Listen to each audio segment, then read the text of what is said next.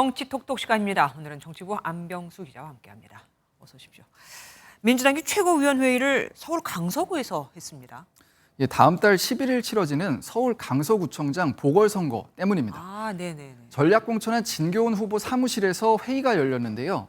기초단체장 선거지만 민주당이 두는 의미가 상당해 보입니다. 네. 아시다시피 국민의힘 소속 김태우 전 구청장이 대법원 확정 판결을 받으면서 치러진 선거인데 사면을 받아서 다시 구청장에 도전하고 있죠. 네.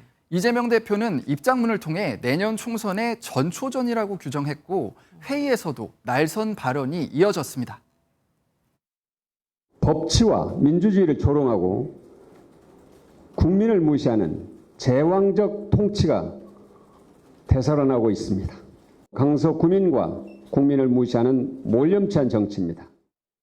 그러면은 국민의힘에서는 강서구청장 후보로 누가 나가냐, 이게 또 관건 아니겠습니까? 이거는 언제 정해지죠? 예, 국민의힘은 오늘부터 이틀간 여론조사 방식의 경선을 하고 있습니다. 김태우 전 강서구청장과 김진선 서울 강서병 당협위원장 그리고 김용성 전 서울시 의원이 출사표를 던졌습니다. 당원과 지역 유권자의 뜻을 물어서 모레 결과를 발표합니다. 예, 강서구청장 자리지만 여야 모두 관심이 크죠. 예, 그 내년 총선을 앞두고 수도권에서 유일하게 치르는 선거입니다. 민심이 어떤지 살펴볼 수 있는 기회인데 국민의힘은 공천을 할지 말지부터 고심을 했습니다. 맞아요. 선거 결과에 따라서 수도권 위기론을 불식시킬 수도 그리고 더 키울 수도 있기 때문입니다. 민주당은 이재명 대표 체제에 대한 중간 평가를 받는 셈이고요. 제3당 후보가 나올 가능성도 변수입니다. 신당은 물론 정의당 등에서 여러 후보가 나오면은 누구에게 유리할지 셈법이 복잡한데 내년 총선에 축소판이 될 수도 있을 것 같습니다. 관심이 집중될 수밖에 없겠습니다. 이번에는 개각 후보자 얘기도 좀 해볼게요. 신원식 국방장관 후보자 오늘 첫 번째 출근을 했죠. 예, 신 후보자는 국방부 육군회관 사무실로 첫 출근을 했습니다. 과거 극우 성향 단체 집회에서 문재인 전 대통령이죠. 원색적인 비난을 했는데 사과는 끝내 하지 않았고 국방정책 소신은 이어갔습니다. 9.19 군사 합의에 대한 어떤 군사적 취약성이 그동안 군에서 여러 가지 보완책을 내놓았습니다만 한번 전반적으로 보고 추가적으로 보완할 거 있으면 최단 시간에 보완하겠습니다.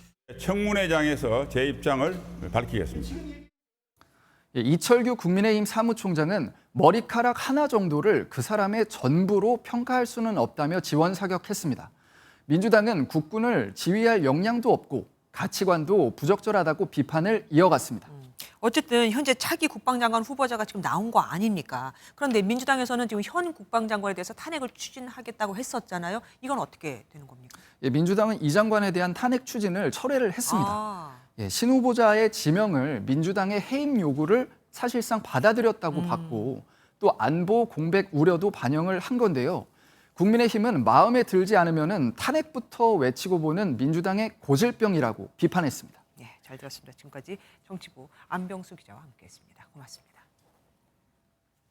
안녕하세요, 김주하입니다. 공정하고 신속한 MBN 뉴스 유튜브를 통해서도 만나보실 수 있습니다.